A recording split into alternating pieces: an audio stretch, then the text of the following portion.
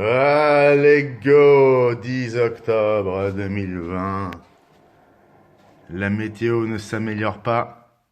Hier, on a eu une journée de soleil, mais la tentative de vol ne fut pas bonne.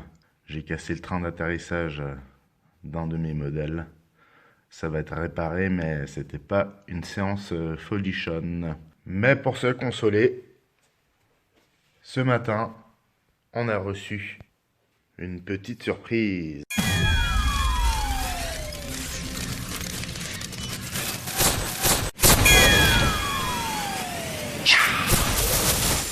Alors bon, j'apprécie l'état dans lequel je l'ai reçu, surtout que c'est un colis Poste Express. Donc j'ai payé en plus pour avoir une livraison rapide, mais je savais pas que quand c'était Express, les paquets étaient brutalisés à ce point.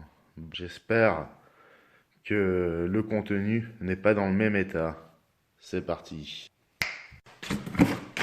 Bon allez, qu'est-ce qu'on nous a envoyé?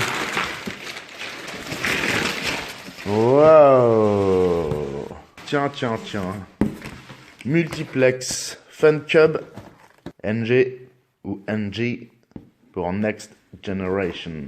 Souvenez-vous, le Fun Cub première version était déjà fabuleux. Le Funman aussi. Et aujourd'hui, il existe le Fun Cub NG. Ça a l'air bien vert tout ça. Moi j'avais commandé le bleu. On va se laisser surprendre. Go. Bon bah visiblement, il n'y a pas besoin de s'inquiéter. C'est bien la pastille bleue. J'aime bien le vert, mais comme je viens d'acquérir le Ranger 1800 de chez FMS en vert fluo, je me suis dit que le bleu multiplex pourrait être sympa aussi. Allez, on va déballer ça. Ça c'est super, alors franchement, quand tu veux crever l'œil de la postière, tu peux pas faire mieux. J'espère que ça m'a rien cassé à l'intérieur parce que alors là... Bon, je me souvenais pas que multiplex était emballé à la minimaliste comme ceci, parce que c'est quand même un modèle qui vaut 350 francs, voire un peu plus. Bon, ça c'est ce que je redoutais, c'est les petites mousses de pipi de chat, mais ça a l'air plus nul que ça ne l'est, sans doute. Parce que vu les vidéos et vu ce qu'ils font avec, je pense que les roues ont bon dos. Et pour revenir un bref instant sur l'emballage, tout est bien emballé avec du plastique à bulles. Et au moins, il n'y a pas de Sagex. À part le volatile, bien sûr. L'objectif sera de transporter et de larguer le petit planeur de l'un de mes camarades. Il va falloir installer le crochet de largage sur le toit, comme on l'avait fait avec le PA18. Vous verrez tout ça en temps voulu. On a de magnifiques ailes que voici. Et là, la dérive. Elle est déjà un peu déchirée ou quoi? Non, ça va. Non, elle est très belle, elle est très bien faite. Ça reste du matériel robuste. Aucune marque n'est comparable avec une autre, n'est-ce pas? Chacune a ses qualités, ses défauts. Voilà, petit rappel de la marque ici sur le stabilisateur. Magnifique. C'est fin mais robuste en même temps. C'est vraiment très bien fait. Et là, on a le fuselage. Et voilà. Fun Cub Next Generation. Bon là, il y a les petits glis-glis pour attacher les haubans. Ça, à mon avis, ça va sauter en 2-2. Mais ça sera facilement réparable. On ouvre. Très confortable. Bien pensé. Les petites languettes ici pour tirer dessus. On a le cône d'hélice, le cône d'hélice en mousse. Un peu laqué. Les petites pièces pour compléter l'avion. Le câble Y pour les ailes. Sachant qu'il devrait y en avoir deux puisqu'il y a les ailerons et les flaps. Ah bah voilà le deuxième Y. Un petit avion comme ça avec des flaps, c'est vraiment sympa. Là on a l'ESC Roxy 40 ampères S-Bec.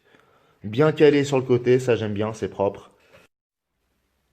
Et concernant le support de la lipo, je viens lever le doute sur un mystère. Si vous vous étiez posé la question comme moi, eh bien sachez que ce petit plateau n'est pas mobile. Il semble être posé sur un rail de sorte à pouvoir le déplacer vers l'avant pour y apposer la queue et le remettre ensuite à sa place, mais ce n'est pas le cas. Ce rail sert également à fixer le train d'atterrissage.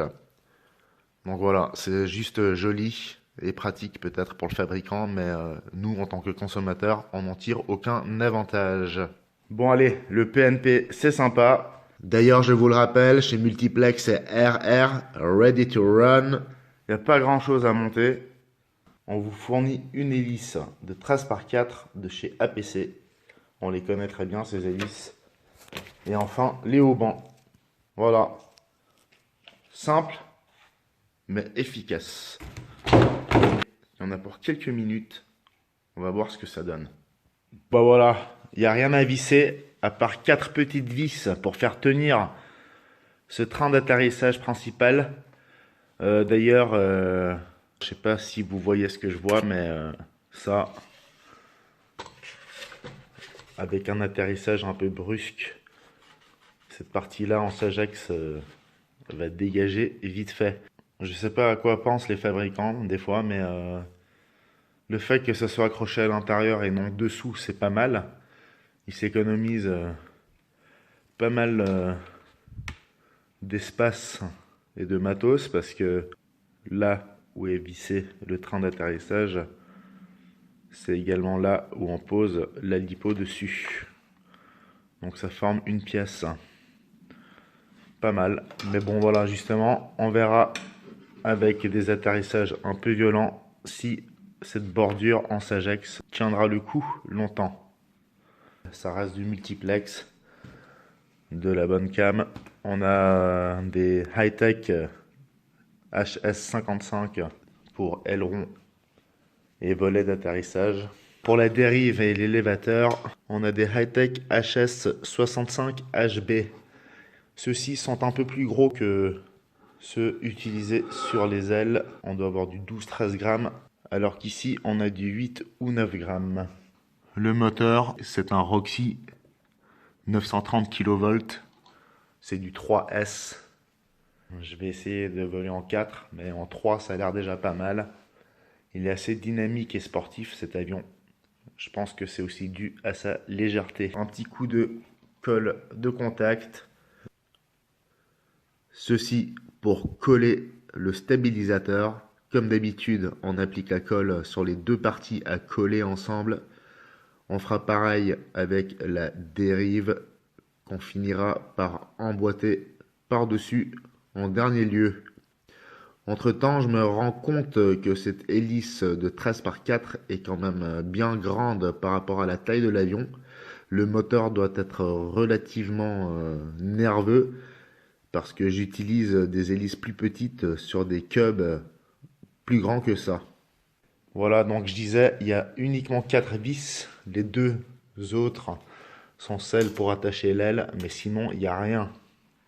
Tout est super simple, le concept très bien pensé, très solide. On continue et on se retrouve à la fin du montage, c'est-à-dire maintenant. Waouh! Magnifico! On croirait pas qu'il fait 1m40 comme ça. Le fuselage étant relativement petit, proportionnellement, on pourrait pas y croire, mais c'est vraiment ça, belle surface à l'air donc. Et cela offre sans doute une magnifique portance. Il me reste quelques pièces et accessoires, dont ces deux petits bidules pour serrer les roues. Je sais pas comment ça s'appelle. Sinon, le crochet de remorquage optionnel auquel vous ajouterez un cerveau. Et enfin, ce nouvel outil créé pour l'occasion.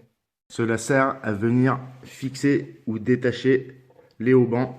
On vient l'enfiler ici, entre deux, et on tourne d'un quart de tour pour ouvrir la petite attache. Comme je disais, 4 vis pour le train d'atterrissage, 2 en nylon pour les ailes, une hélice de 13 par 4 avec un joli petit cône qu'on vient clipper par-dessus l'hélice. Encore un truc qu'ils ont inventé, c'est un clip qui permet d'être vissé sur l'axe moteur entre l'hélice et l'écrou.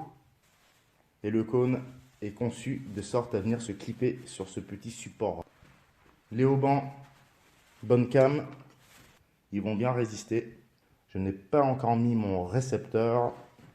Je vais opter pour un AS3X comme d'habitude, juste pour tester l'avion. Et après, on verra. La petite roue de queue, elle est sympatoche, elle est en mousse aussi. Mais elle est un peu plus grande que sur les Cubs en général. Là. Concernant les câbles, hein, rapidement, vous avez donc une paire de câbles qui sort de chaque aile. Un câble pour le cerveau de l'aileron et l'autre pour le volet d'atterrissage. Vous connectez ensuite ce Y fourni avec. C'est de la prise multiplex forcément. Mais cette dernière se sépare au bout. Vous retrouvez les câbles individuels de chaque cerveau que vous allez remettre dans un Y pour pouvoir connecter par exemple l'autre aileron ou l'autre volet. Donc c'est un peu compliqué. On pourrait couper à la base ici, remettre des prises noires directement et puis on se prend pas la tête. Mais je sais pas pourquoi ils compliquent toujours. Ils veulent faire mieux que bien, mais finalement ça vous complique la tâche. Et donc je me retrouve avec des mètres de câbles qui sont inutiles, hein, parce qu'en plus les Y, il faut que j'aille taper dans mon stock, hein, alors que c'est pas vraiment utile. Enfin bref, ça c'est un petit peu dommage, mais sinon il n'y a rien à dire. Et je me réjouis du Maiden Flight Airless 69 RC. Merci d'avoir assisté à ce nouvel unboxing du FunCub Next Generation version bleue de chez Multiplex. Un moteur 3S, 930 kV, que vous alimenterez avec une lipo de 2600 mAh. Nice. Restez accrochés, bientôt le Maiden Flight. Merci beaucoup, n'oubliez pas de vous abonner pour être prévenu de mes prochaines vidéos. Et comme d'habitude, si cela vous a plu, merci d'avance pour le petit pouce en l'air. À bientôt et merci.